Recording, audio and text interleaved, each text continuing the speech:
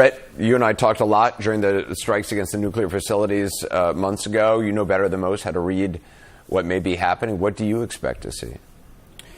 I'd say two things at the top, Anderson. I think first, there's really no urgency here. I think President Trump owns the clock. I think he can take some time, see where the diplomacy goes.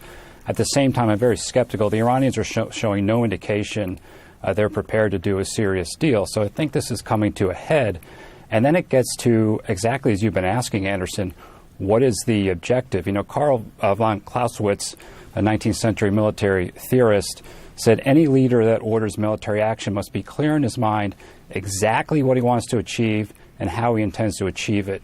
And here, unlike every other military operation President Trump has ordered in his first term or second term, the objectives here are actually very unclear and potentially open-ended.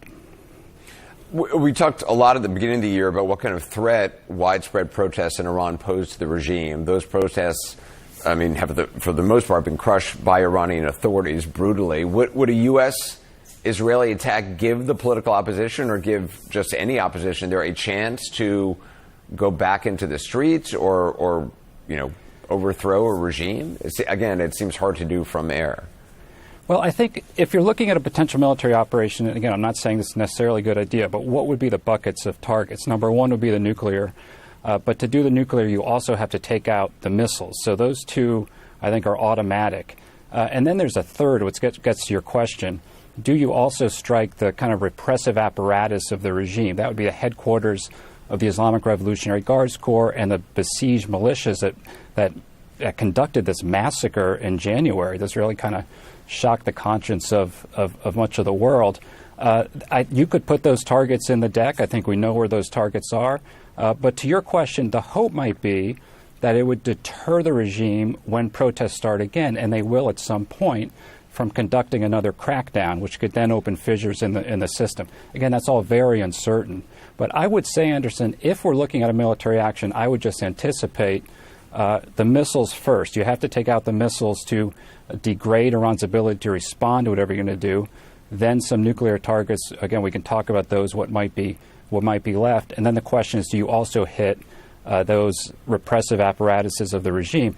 Given President Trump's statements, which you just put on air moments ago during the protest, that help is on its way, I think it would be very hard for him not to follow through on that. And given the scope of the massacre, even the Europeans, Anderson, since the massacre, all 27 states of the European Union has designated the Islamic Revolutionary Guards Corps, the IRGC, as a terrorist group. I actually never thought I would see that happen. So a lot has happened here, but I think the president has kind of backed himself into a corner here. He's hoping, I think, diplomacy succeeds, but I don't think Khamenei, the other decision maker here, the supreme leader of Iran, is going to give him that off-ramp based upon what he's been saying. So I still think this has a couple weeks to play out, Anderson, but it seems to be coming to a head. As the U.S. is positioning warships and military assets in the Middle East, President Trump is extending his time frame on a decision to strike Iran, saying his decision could come in the next 10 to 15 days. But sources tell CNN the military could be ready to strike as soon as this weekend. President Trump has this message today for Iran. They cannot continue to threaten the stability of the entire region, and they must make a deal. Or if that doesn't happen, I maybe can understand. If it doesn't happen, it doesn't happen. But bad things will happen if it doesn't. In June, President Trump ordered a strike on 3 key nuclear sites in Iran. Then last month, thousands of Iranians, the complete number, of course, is not known, were killed in anti-government protests. And Mr. Trump encouraged the protesters to take over government institutions, writing, quote, help is on its way. That help never came, and nuclear talks with Iran continued this week in Geneva with no resolution. Congress, we said the president put a timeline of 10 to 15 days on negotiations with Iran. Do you put much stock in those timelines? No, I don't. I do put stock in the largest U.S. military buildup in the region since Operation Iraqi Freedom, though. I think there's 3 security realities that are defining this situation right now, Anderson. The first is that Iran is in control on the ground. Its interior, its police, the Iranian Revolutionary Guard Corps, they have taken back control from the protests. and it does not look like regime change is imminent organically.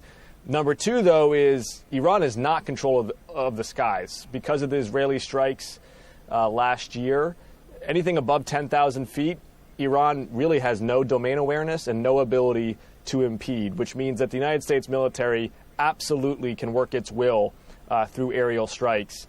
And strategically, it would be sound to do so to impair any nuclear or ballistic missile development. And then the final reality is that the Ayatollah himself is old and sick and isolated. He's going to die soon. So this would be the ideal time for Donald Trump to actually work some statesmanship, come to Congress, ask for a very tightly scoped authorization for the use of military force because the aerial strikes would be illegal otherwise, but also ask for Congress to lay out what would allow Iran to rejoin the community of nations in the Middle East when the Ayatollah dies and a succession plan takes place. That way we can actually lay the groundwork for a succession after the Ayatollah's death where moderates have a chance to campaign and win to take that mantle. Is it clear to you, though, what the objective of, I mean, if it's a bombing missile, multiple strikes over multiple days, whatever the action is, what the objective would be? Because, I mean, again, regime change is difficult to do from the air. And I understand the idea of, targeting nuclear sites, targeting any air defenses that they've rebuilt. But that doesn't help those who are languishing in jails, whose family members were killed during protests. It doesn't actually create regime change necessarily. No.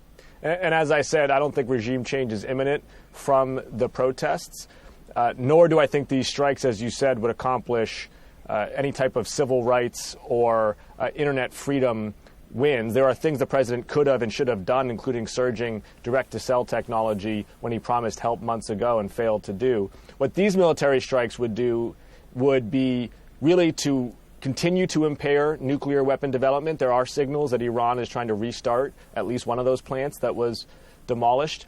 And probably more importantly, actually, would degrade their ballistic missile development. Their ballistic missiles are a more imminent threat to Israel and to Arab states than even their nuclear weapon program, because those ballistic missiles, while most of them are shot down by Iron Dome and air defenses in the region, not all of them are, and they do significant damage. Congressman Jake Auchincloss, thanks for being on. I appreciate it.